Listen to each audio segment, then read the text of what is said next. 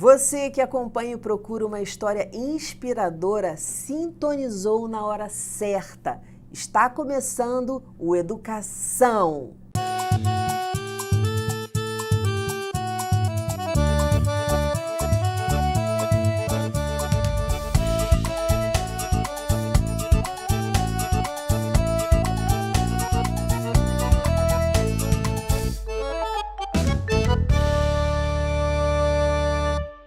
Minha convidada de hoje é a jornalista Vivian Avelar. Vivian, que prazer falar com você. Um prazer receber você aqui no Educação.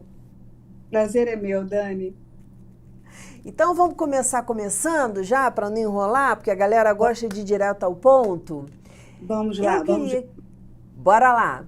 Eu queria que você me contasse qual a melhor lembrança que você tem da sua infância. Lembrança. Eu tenho tantas lembranças boas. Tive uma boa infância, mas lembrança assim gostosa. Eu lembro muito, mas muito mesmo, quando eu acompanhava meu pai na coxia, aos shows, nos estúdios, nos ensaios que ele fazia, e eu gostava muito, porque estava sempre metida entre os artistas, com pessoas interessantes, ouvindo música. Ele estava sempre engajado em algum projeto diferente. Seu pai é músico? É músico, pianista também, arranjador, compositor, e já tocou com várias pessoas bacanas aí no Brasil, cá fora também. E eu tive essa infância assim, bem gostosa, né? Participando de eventos, de show, acompanhando as coisas através da coxia. Então, isso para mim é uma coisa que eu carrego muita riqueza mesmo. Que delícia, que maravilha, que já começo de vida estando tão imersa na cultura, isso é muito importante para a formação da gente. Dani, eu tive essa sorte, né? Na verdade, foi sorte, né?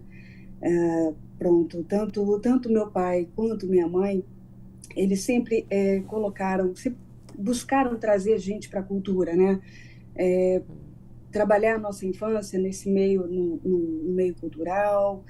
Então, isso foi muito importante para inspirar, né? Para trabalhar com a gente questões como desejo, de inspiração, sabe? E isso foi muito interessante mesmo. Tem memórias assim agradabilíssimas, né? Tem alguma que vem agora à sua cabeça que você queira contar? Os shows do meu pai foram muitos, né? Mas eu lembro que, pronto, às vezes as coisas não ocorriam, né? Como um acordado, como que era, né? Era organizado. Então, teve uma vez que ele estava gravando, se eu não me engano, acho que foi para um disco do Balão Mágico. Eu estava fazendo algum arranjo do Balão Mágico. Eu era pequenininha, devia ter uns 6 aninhos de idade, 5 aninhos. Eu ia morrer. Eu adorava o Balão Mágico.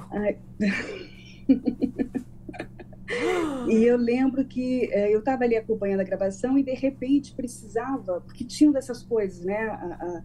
Precisava de alguma coisa, de um efeito, né? Que alguém imitasse um animal, porque não tinha naquela época, né, a capacidade de edição que nós temos hoje, sonoplastia, né? Não era a mesma coisa, né? Como a gente tem hoje, banco de dados, etc. Então, era tudo na raça, né? Então, se alguém tivesse que fazer uma voz de porco, né, alguém fazia, né, aquele som de porco no meio da gravação, né?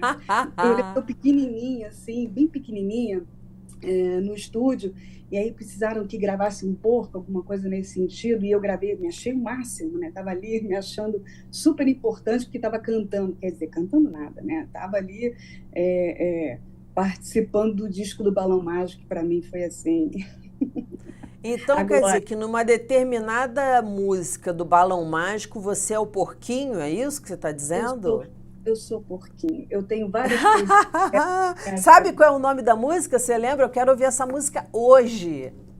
Não lembro do nome dessa música, mas teve uma outra história que eu lembro da música, que foi uma outra gravação ao estilo dessa, de uma cantora chamada Tatiana, e ela tinha sido dos Abelhudos, se eu não me engano. E o nome da música era Meu Vizinho Nervosinho. Essa eu tô lembrada, porque eu fazia uma voz inicial, uma narração de um menino pedindo um contrafilé no restaurante e chateado porque não tinha contrafilé, ele queria contrafilé, alguma coisa nesse sentido. E essa... Máximo. Que máximo. Não, mas a criança paga mico, né, cara? Eu nem vou contar os meus aqui, porque hoje é dia de você falar. O mico é meu, né? Imagina, quando a gente pode fugir de falar de um mico, a gente não foge. Brincadeira. Qual a maior lição de vida que você aprendeu naquela época? Olha, nessa época, eu acho que... Eu não sei se eu cheguei a ter algum aprendizado, né?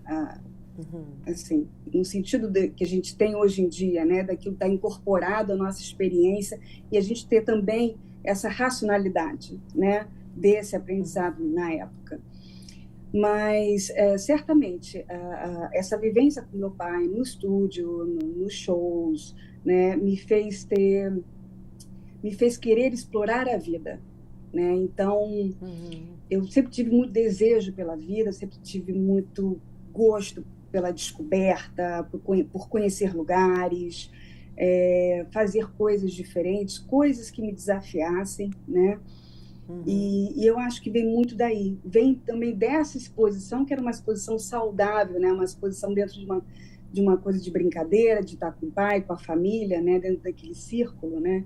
De pessoas. E eu acho que esse desejo começa daí, sabe? Esse desejo de querer explorar, de gostar de me aventurar. Eu acho que esse, de repente, foi o grande aprendizado da época. Você acha que foi isso que te impulsionou a ser jornalista? A curiosidade, a vontade de estar em vários lugares, os desafios, muitas vezes os improvisos, vamos dizer assim, numa situação, né, de muita pressão, porque você está falando aí, não tinha quem fizesse o porquinho, eu fiz o porquinho. E aí numa outra já era uma criança pedindo um prato de comida. Você acha que isso te agregou na tua profissão? Agregou até pelo seguinte, não só pela questão da descoberta, pelo desejo da descoberta, da curiosidade, né, que todo jornalista tem, né, todos nós temos, mas também me deixou mais, certamente me deixou mais tranquila, né, com o outro, na relação com o outro, né, na maneira como me colocava. Então, era como se praticamente desde muito cedo eu tivesse experienciado pequenos palcos, né? E isso tivesse facilitado a minha comunicação e a minha interação com o outro, né? Seja ele quem fosse, seja, de repente, o português da padaria, ou então uma grande pessoa, né? Um grande cantor, né? Algum grande músico, né? No Brasil. Então, certamente a lidar com vários tipos de pessoa. E saber transitar, né? Porque a gente também tem que saber transitar no meio, né? Porque tem matérias que a gente vai cobrir e que são matérias, digamos, que são mais comportamentais, ou então são matérias dedicadas à cidade, alguma coisa que a gente tenha, às vezes a gente vai, interagir com algum órgão público, né? Então, são formas que a gente trabalha, são maneiras que a gente trabalha, né? De abordagem. De abordagem. Né? E de também reconhecer no outro aquilo que ele pode também trazer para a gente, né? Ter esse olhar para o outro, né? Quantas lições de vida aí nessa história, hein? E como é que era na escola? Na escola eu era exibida, eu era bem exibida. Filha de músico, né, meu bem? Você acha que tinha alguma coisa a ver?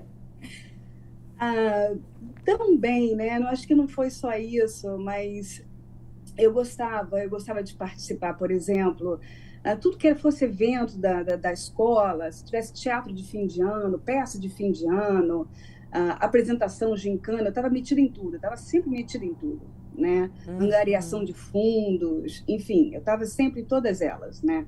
Eu gostava de estar agitando, de estar em movimento, praticamente eu gostava de estar em movimento. Né? E isso faz sentido porque você vem de uma infância das pessoas serem extrovertidas, comunicativas. Então, assim, acho que a tua opção pela comunicação social também tem muito a ver com isso e vem desde a escola, pelo que você está dizendo. Vem desde lá de trás, vem desde lá de trás. E a comunicação também sempre fez parte da minha vida. Inicialmente, eu não tinha ela como uma profissão, né? Pronto, eu passei por milhões de escolhas, né? Pensei em fazer antropologia, sociologia, tudo que tivesse logia ao final, eu estava interessada, né? Uhum. E comunicação foi como eu tinha muito gosto, né, pela escrita, eu gostava muito de escrever, tanto que fui para o jornalismo impresso e, e gostava também de me experimentar através da palavra, né? Ai, que Basicamente é isso. delícia. Eu gostava de me experimentar e de organizar as minhas emoções pelas palavras. Então, a comunicação, o jornalismo veio muito por conta disso também, né? Não só Que pelo bacana. exercício da comunicação, mas também pela coisa da palavra, pelo amor à palavra. Pelo cuidado com a palavra, pelo carinho com a palavra. Agora, você falou uma coisa bem interessante. E quando você está no momento de desespero na sua vida, hoje, ou enfim, você recorre a isso, recorre a essa estratégia, vamos dizer assim, de escrever para organizar o teu pensamento e, de repente, se autorregular por meio da escrita? Sim, sim, eu faço isso, especialmente porque quando a gente escreve, primeiro que a gente está ali num processo de ebulição, né? Quando você faz essa escrita para você, né? Por conta de você, né? Você está ali num processo de ebulição. Então, quando você começa a colocar aquilo no papel, que você começa a concretizar aquelas palavras, é quase como se fosse uma análise, né? Você vai se vendo, é como olhar no espelho. Você vai se lendo e se vendo nas palavras, né? Que também é o próprio espelho, né? Então, é uma forma que eu tenho, por exemplo, de organizar meus pensamentos, de entender a emoção correta que eu estou sentindo naquele momento, se de repente tem alguma questão de escape por ali, ou se através de uma palavra ou outra eu começo a perceber que tem coisas mais de trás ou estão linkadas com alguma outra questão e que por isso eu estou sentindo aquela emoção. Então, é uma boa... Para mim, Isso dá funciona um porque alívio. dá um alívio, dá um É alívio. como dar uma extravasada também, desabafar, é um desabafo, É um eu acho. desabafo, é um desabafo, é um desabafo, é o se exercer, né, praticamente em pleno, porque você, no processo da escrita, num primeiro momento, você está apenas se exercendo, vivendo, né, experienciando aquilo ali, aquela emoção, aquele pensamento, aquele sentimento, e depois é que a gente vai organizar, né, o texto propriamente dito. E na edição é que eu gosto também de reorganizar, fazer esse trabalho terapêutico praticamente, né? Agora, ainda falando da fase escolar, qual o grande ensinamento que você aprendeu no colégio e que o professor te inspirou? E que professor foi esse? Ou Olha, professora? eu tive bons professores, eu tenho carinho por muitos, muitos deles, mas eu lembro de um professor que eu tinha de história, o Silvio. Ele era uma pessoa assim maravilhosa. E ele tinha uma coisa muito interessante, porque a história deixava, com ele, a história deixava de ser uma coisa muito subjetiva. Ele trazia aquele enredo para algo mais concreto, né? Então, eu lembro que teve uma vez, ele estava ensinando o período da ditadura, né, no Brasil, e ele fez um exercício muito interessante, que ele dividiu a turma, no caso, em promotoria, júri e defesa, né? Cada grupo foi se posicionando, e a gente teve que fazer um trabalho imenso de pesquisa e de entrevista com as pessoas, né? Para defender Nossa, a nossa posição em sala de aula. independente de qual fosse, Nossa. porque ali estávamos todos, né, vivenciando Uhum. todas as partes, né, tanto a defesa, quanto o júri, quanto a promotoria, né, e ele de Ah, isso é juiz. uma delícia, isso é uma delícia. Nada como você experienciar o aprendizado. É uma coisa é você ler no quadro, ler um livro, outra coisa é você ter uma experiência com aquele aprendizado. É É, realmente é coisa que a gente nunca esquece. porque fica, né, Dani? Fica com a gente, né? São coisas que, no que você pratica, no que você exercita, né? Aquilo deixa de ser uma coisa subjetiva, algo sobre um diferente, né? Porque quando a gente é criança, quando a gente está estudando história, né? Tudo é muito longe, é tudo muito fora da nossa realidade, né? Uhum, Não, uhum. não faz parte do nosso presente. Nosso presente Outra época. é diversão, é brincar, é se divertir, é encontrar amigos, ir ao cinema, né? As Uhum. nossas prioridades também organizam uma outra realidade ao nosso redor. Então, quando a gente estuda algum tema na escola, aquilo ali é algo sempre muito distante, né? Então, quando o professor Uhum. traz isso para perto, traz isso de uma certa forma para a nossa realidade, para a realidade do aluno, né? O aprendizado fica, né? A pessoa Sim. retém, o aluno retém. E eu acho que também tem uma coisa de expressão corporal. Eu lembro de um professor de literatura para ensinar para a gente antítese, né? E aí ele cantava sempre músicas do Lulu Santos. Aí eu lembro dele falando assim: não existiria som se não houvesse o silêncio. Não haveria luz se não fosse a escuridão. Cara, isso nunca saiu da minha cabeça, assim, sabe? Muito embora eu já soubesse o que significava, mas foi marcante. E eu lembro de uma outra professora que queria ensinar a diferença entre retificar e ratificar. Ratificar. Aí ela ficava no quadro com a mão. Retificar e ratificar. E aí ficava dando os sinônimos e falava. Uma coisa que assim eu nunca esqueci, que realmente quando falam para você não esquece. É fotografa. Aí ela botou ali no quadro e falou fotografa, claro, no sentido metafórico. E Uhum. eu nunca esqueci, e acho que os meus colegas de turma também não. Agora vamos lembrar assim também dos desafios, né, Vi? Posso te chamar de Vi, obviamente, né? Claro, claro. Eu já entrei no Dani, eu já entrei no Dani, não consigo. Qual a pior lembrança da sua infância? Bom, a pior foi a enchente que aconteceu em 96 no Rio de Janeiro. O Rio sofreu com uma chuva muito braba, uma chuva muito forte, em fevereiro. E eu lembro, eu morava em Jacarepaguá, né, com a minha mãe, numa casa ali no Anil. E pronto, a casa encheu até aqui, mais ou menos na altura do meu pescoço. Eu lembro que ela Nossa, estava enchendo assim, devagar, e de repente estourou o muro da lateral e encheu mesmo por completo. Eu tinha ido ao meu quarto da minha mãe Deus. para levantar as coisas dela, levantar o colchão, tentar salvar alguma coisa, e fiquei presa dentro do quarto. Nisso, eu lembro que eu Caramba. tentei abrir a porta, mas a força da água era tamanha, né, que não deixava eu abrir a porta do quarto para que eu voltasse pela sala e fosse para fora da casa. Então, eu lembro que no quarto dela tinha uma porta-balcão, aquelas portas de madeira de veneziana, né? Uhum. Eu consegui abrir, empenar assim um pouco, né, contra a força da água e sair pela fresta. Quando eu saí, eu fui saindo pela lateral da casa, que tinha um corredor grande que ia até o portão lá na frente. E nessa veio a água era tão forte que eu fui levada até o portão, né, até o portão Meu principal da. Deus.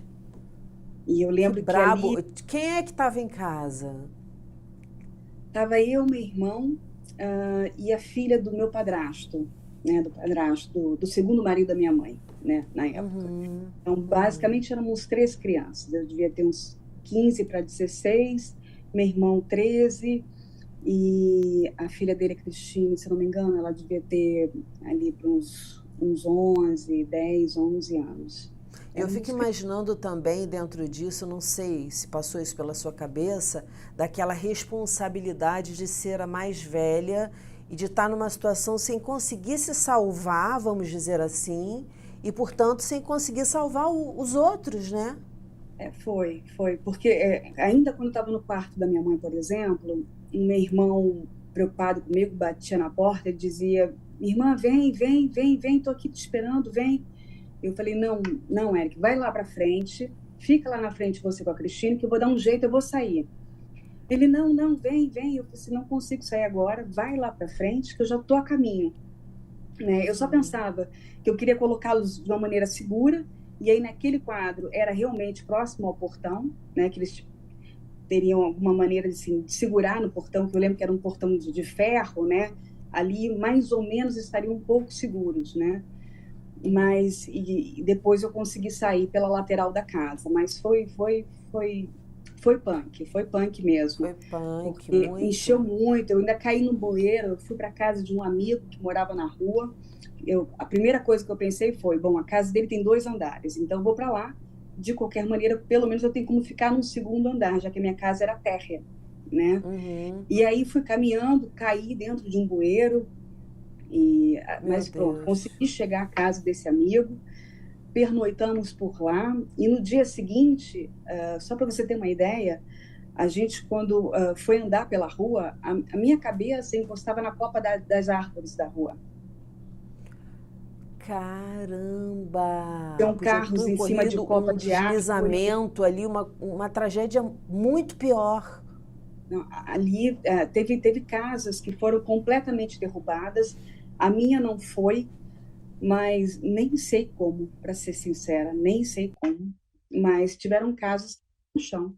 Eu imagino que essa tragédia tenha provocado em você alguns medos, sei lá, por exemplo, de chuva, de trovoada.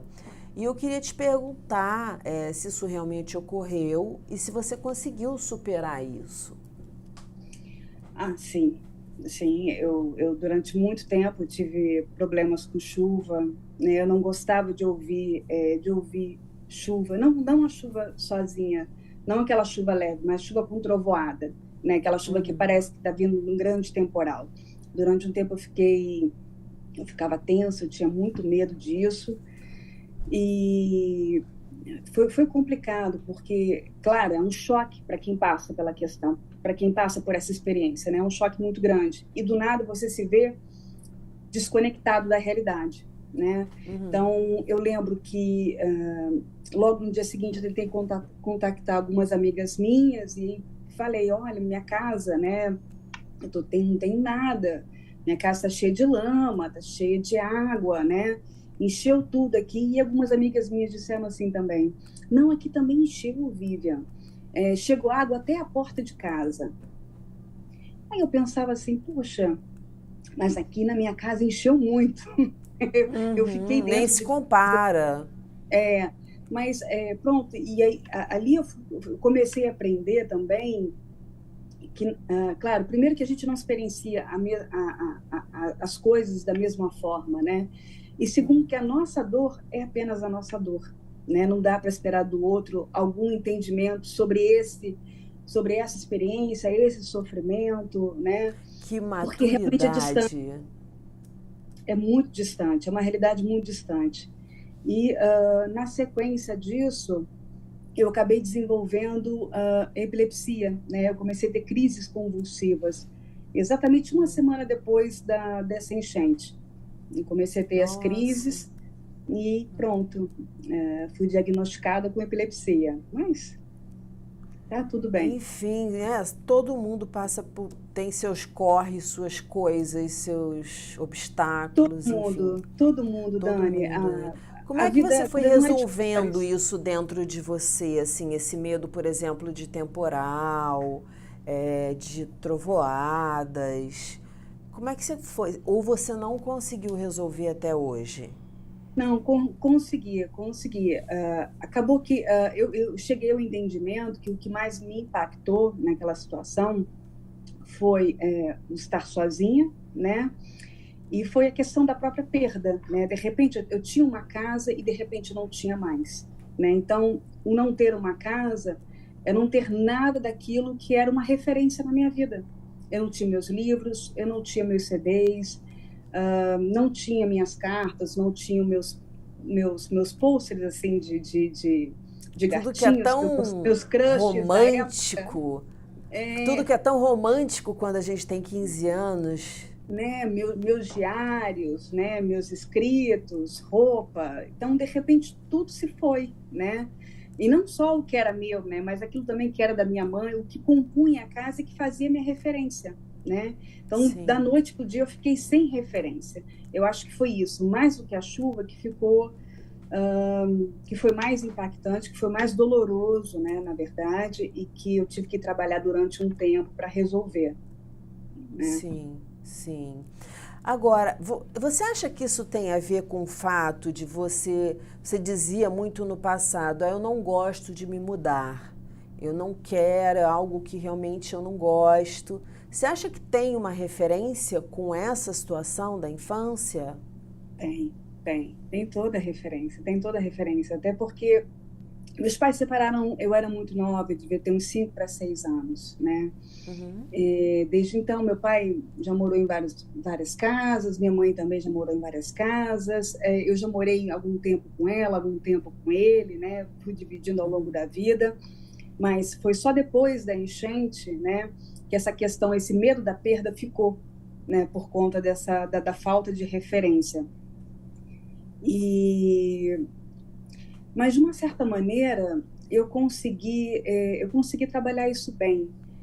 Eu tenho uma Sim, coisa comigo que, quando alguma coisa acontece, é muito complicada, ou é difícil, é muito dolorosa, eu, eu acho que eu coloco toda a minha força em mim, né? Então, a primeira coisa, eu sou muito reativa, eu quero dar um passo à frente e eu quero resolver, até porque você quer o incômodo, lutar, você eu quero quer. Eu não quero ficar com aquele incômodo, com aquela dor comigo, eu não gosto disso. Então, eu procuro um jeito de ultrapassar a questão, né? E nesse sentido, eu acho que, de uma certa maneira, eu acabei fazendo isso com a minha vida, né? Seja nos trabalhos que eu tive, seja nas casas que eu tive, porque depois, aos 21 anos, eu casei, e Uhum. eu lembro que ali também foi um choque, né? Esse momento, um outro momento de transição, né? Que é eu sair da casa dos pais, né? Para casar e etc. E eu lembro que inicialmente a casa, então, a gente foi para um apartamento pequeno, claro, né? Começo, tá? Aquele apartamento é minúsculo, e eu trouxe algumas Uhum. coisas da casa do meu pai. Então, o apartamento era muito pequeno, mas muito pequeno, pensa em algo pequeno mesmo, né? Uhum. E tinham muitas coisas, então as caixas ficavam até o teto. E eu entrava no apartamento e sentia aquela coisa assim, me sentia sufocada. Então, enquanto o Moa, né, meu parceiro, não chegava em casa, né, eu ia para o mercado para, sei lá, eu ia ver preço de queijo, enfim, eu inventava alguma história, né, para não ficar naquela casa. Mas, claramente, eu linkei também isso com esse meu processo e depois, ao longo do tempo, ao longo do meu casamento com Moa, a gente meio que foi experienciando novos lugares, novas casas e novos momentos. Então, a partir dali, eu já tive inúmeros endereços, né? Pronto, depois saí do Rio de Sim, é Janeiro. sobre isso que eu quero falar. Você tinha essa questão da mudança e muito menos de estado, né? Mudar de estado, meu Deus do céu, se mudar para um bairro diferente já era complicado, mudar de estado e de repente aconteceu um clique, você deu uma virada de chave, que eu queria muito que você falasse a respeito disso para inspirar esse público maravilhoso que está assistindo a gente. O que aconteceu para você dar essa virada de chave na sua vida e largar esse trauma, vamos dizer assim? Basicamente é a vida, né? Porque a vida ela acaba sempre trazendo para a gente novos desafios. Às vezes a gente não faz essa conexão com aquilo que passou, né? Com aquela outra experiência do passado.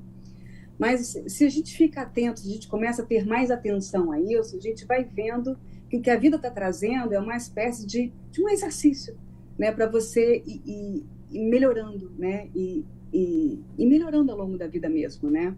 E tendo melhores experiências. Então, eu lembro de uma época que estava muito, muito complicado no Rio de Janeiro. Eu estava formada, mas não conseguia trabalho. E No eu tinha, início é bem lógico, difícil. o começo é sempre um tapa, né? Uhum. E então a gente estava bem, bem ruinzinho de grana, bem, sabe?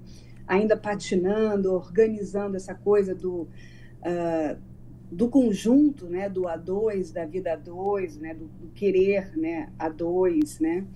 Então, eu lembro que ele recebeu um convite do irmão para trabalhar em São Paulo, e eu pensei, puxa, São Paulo?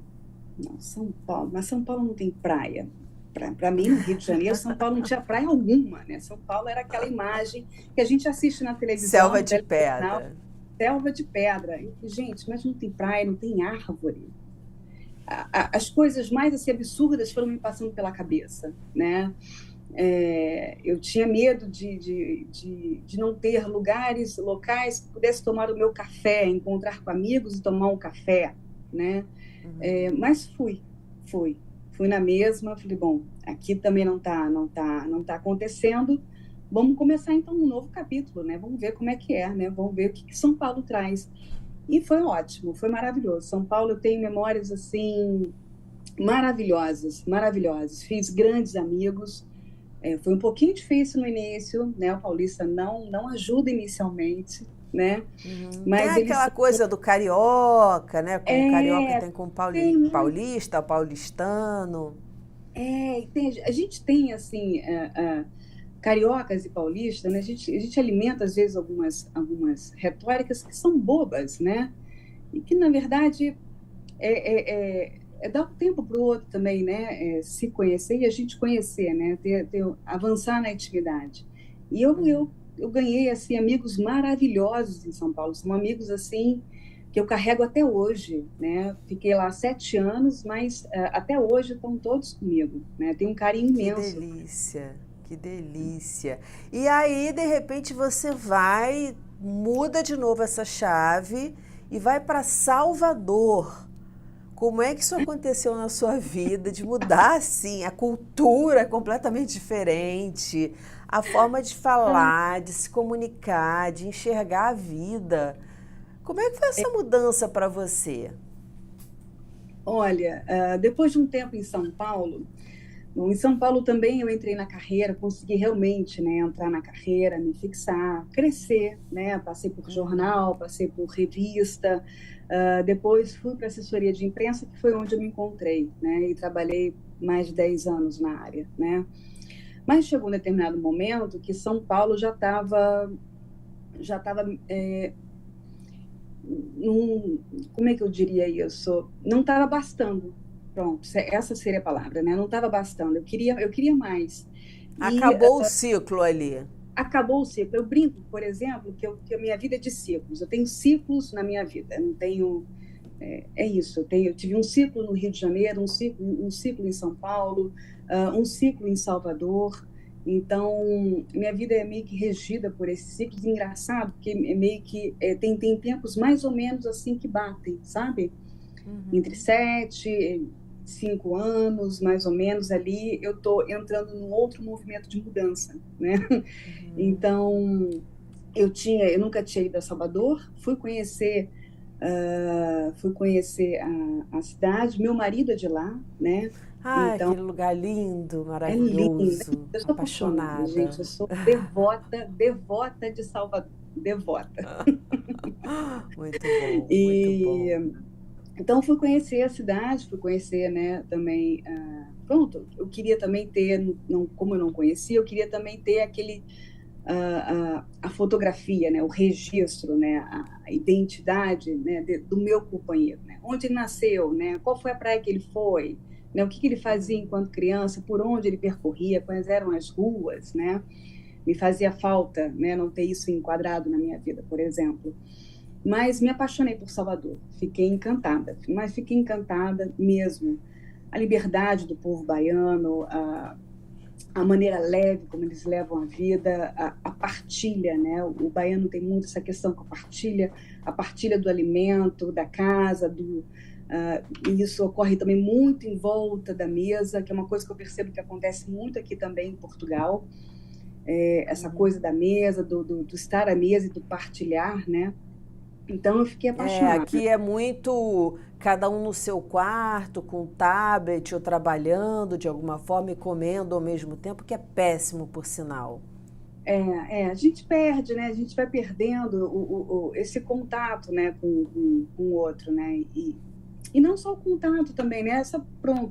Essa oportunidade de aprendizado, né? Porque o que a gente está fazendo aqui, esse papo, é sempre uma chance de um novo aprendizado, né? Sim, O você tem escutar. falado coisas que eu nem te perguntei, como você faz para isso, o que você aprendeu com isso, porque você já responde quando você está conversando comigo. Agora, uma coisa que eu observei, que eu não sei se você vai concordar, porque é só o que me parece, é que esse trauma da infância também te trouxe uma força muito grande. Porque ao mesmo tempo que você se sentia responsável por ser a mais velha ali, queria salvar a sua vida, estava preocupada com uma série de coisas, você foi lá, você lutou, você não ficou gritando em cima da cama.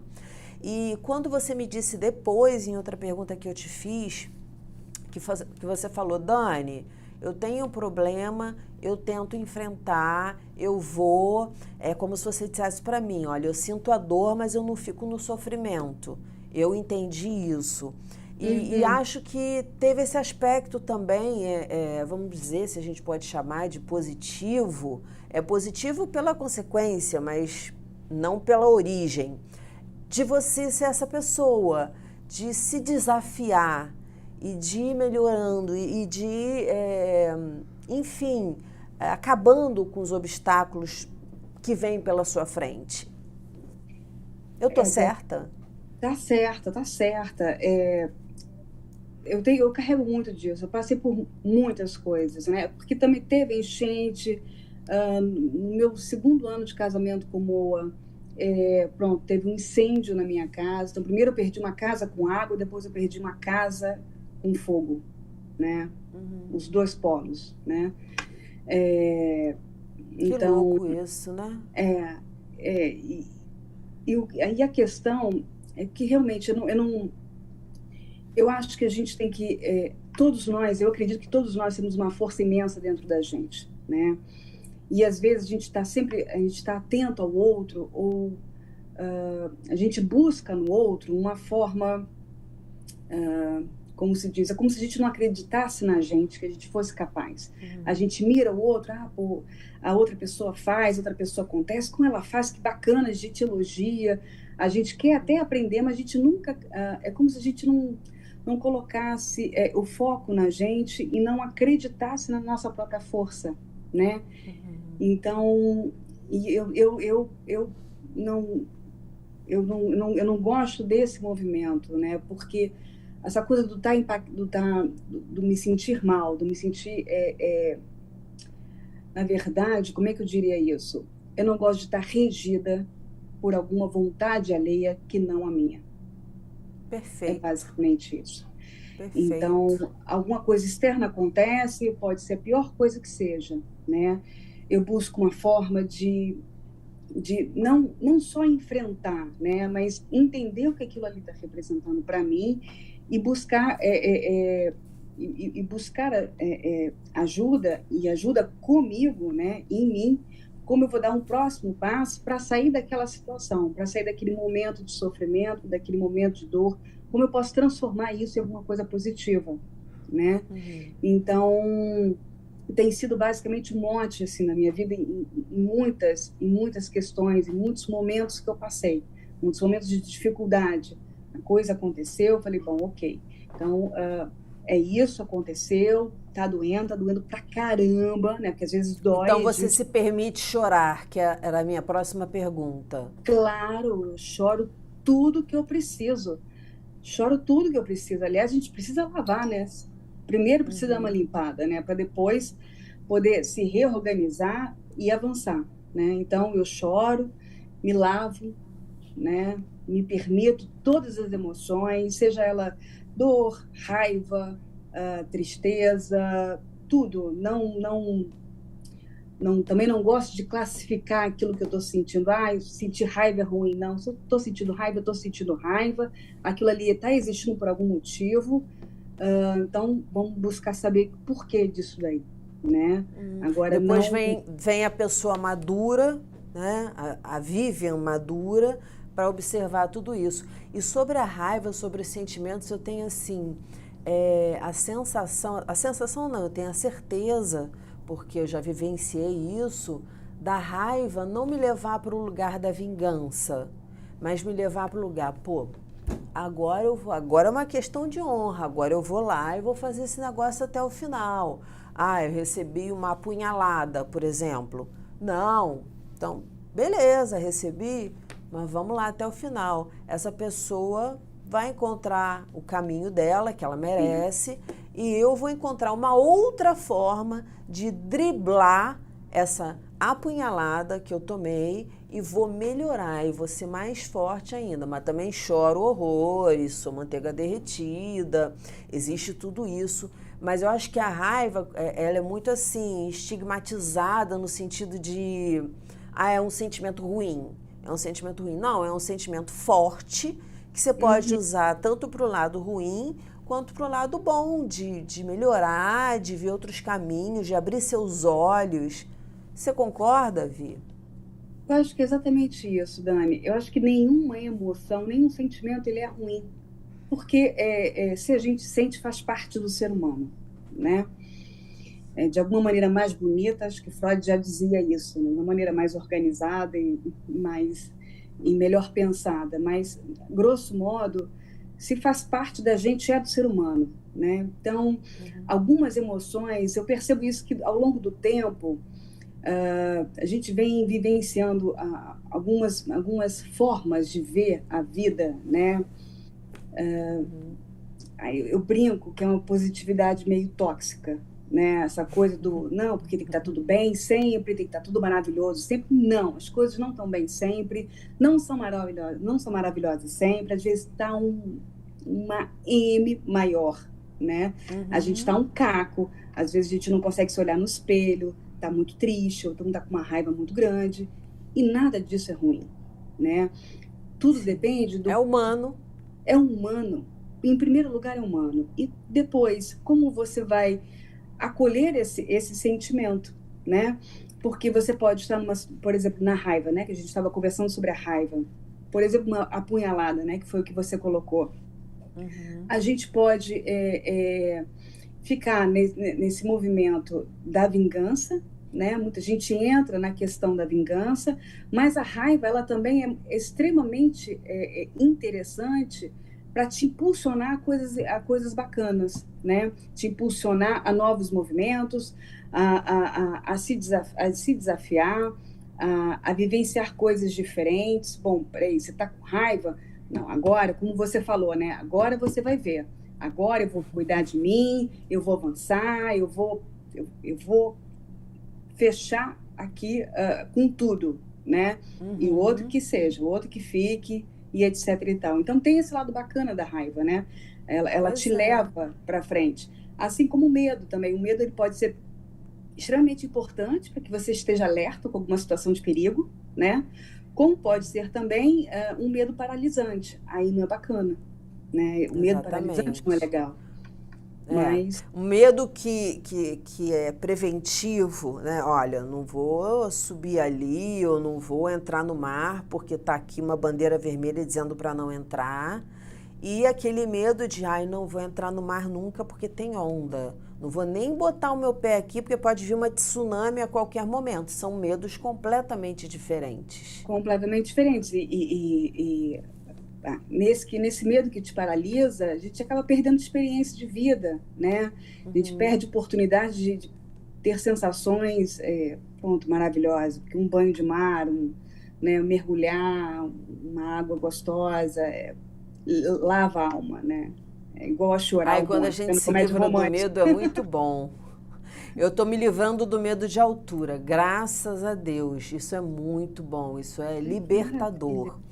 Que maravilha. Agora, tô. Aos poucos, aos E poucos. não é A gente não é vai bom de metro em fazer. metro. Mas não é bom fazer esse exercício, assim, É. por exemplo, eu tenho medo de altura, né? Então, hoje vou buscar de repente naquele rooftop, naquele telhado, né? Vou tomar um drink lá em cima para ver como é que eu me sinto, né? Chegar mais à beira da varanda ou da É, janela. e aí no que consegue, caramba, vem aquela sensação, putz, consegui, né? Que bacana isso aqui, cara, né? Eu sou fera, né? Por isso que esse programa é tão especial, porque além dele trazer as lições de vida que os convidados querem compartilhar com o público, ele traz também essa percepção de que cada um enxerga a vida de um jeito, cada um sente a vida de um jeito. E isso é tão importante, principalmente quando a gente está triste, e a gente vê uma pessoa feliz e fala assim, puxa vida, tem outro jeito de olhar para isso. De repente, uma pessoa que está passando até pelo mesmo problema, um problema parecido com o seu, e fala, puxa vida, como essa pessoa está lidando com isso, como eu estou lidando com isso. Então, eu tenho a capacidade de, claro que é um trabalho de ressignificação, não é de uma hora para outra, mas é Uhum. importante, à medida que a gente vai abrindo a consciência, a gente trazendo isso e se modificando e evoluindo. Vivian, a gente só tem mais 5 minutinhos ou 3 minutinhos de programa, mas eu queria te fazer 2 perguntas, então eu vou fazer logo duas de uma vez. Tá. Frase que você leva para a vida e sua adaptação em Portugal. O que você tem a dizer de Portugal? Porque os brasileiros todos... quero morar em Portugal, quero morar. Muitos foram morar em Portugal. Então, assim, frase que você leva para a vida e já pode emendar sua experiência em Portugal, assim, de uma forma bem reduzida. Mas bem suprassumo, bem rica. Bem reduzida, agora você me pegou de vez. E suprassumo, e suprassumo. A frase que eu levo para a vida não é uma frase, é uma palavra. É uma palavra que, de formas diferentes, tanto meu pai quanto minha mãe sempre repetiram para mim, que era retidão.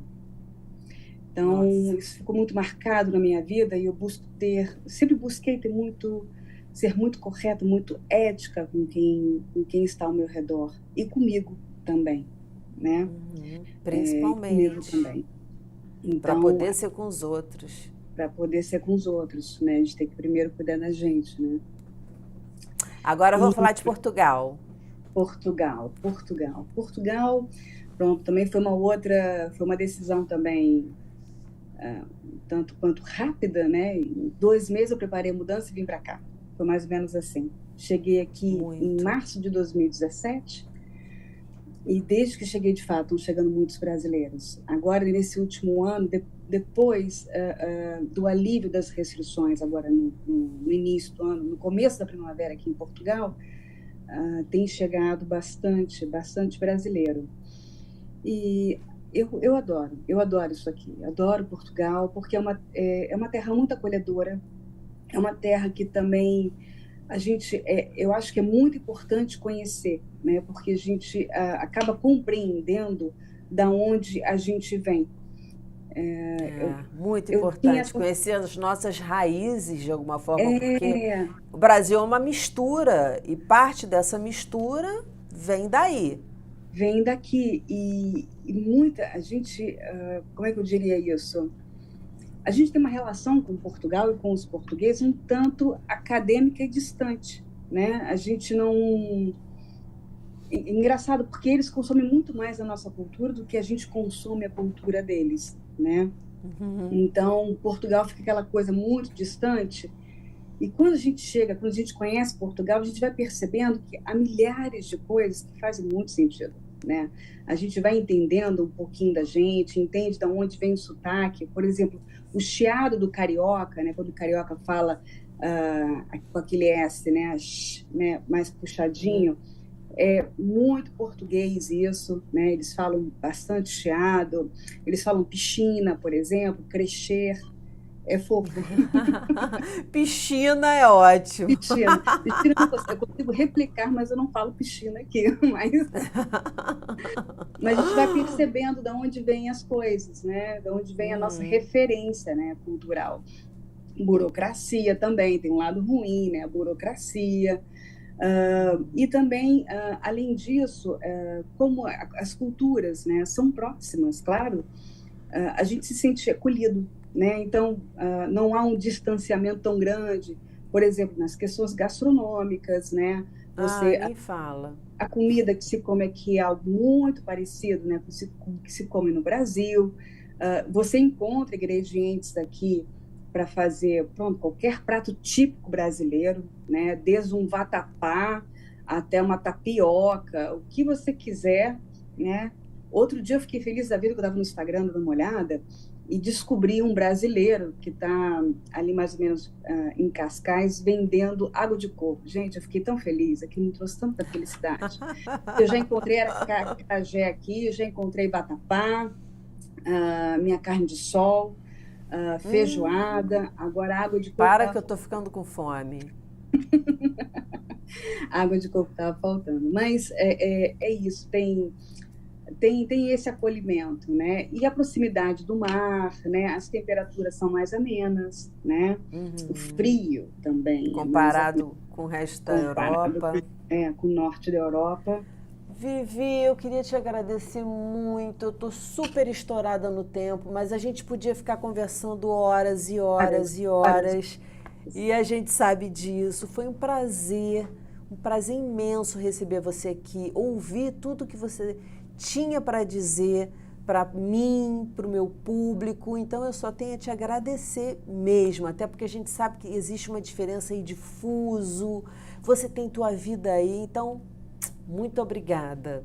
Eu que agradeço, Dani, adorei a oportunidade, estava ansiosa por participar do programa e espero ter contribuído de alguma forma, né? Muito, para que outras pessoas também, seja o momento que esteja passando, ou qualquer questão que esteja passando, tudo passa e a gente sempre pode se reinventar, sempre. Pronto, a frase que termina o programa. Meu amor, um beijo grande, fica aí um pouquinho que eu vou me despedir do público, que a gente ainda vai conversar um pouquinho, tá bom? E para você que esteve com a gente até agora, compartilhando tanta riqueza de vida, tantas lições, muito obrigada. Na próxima segunda-feira tem mais, às 9h da noite, você não esqueça, hein? Educação, se você não se envolver, não cola. Saúde, saúde e até lá!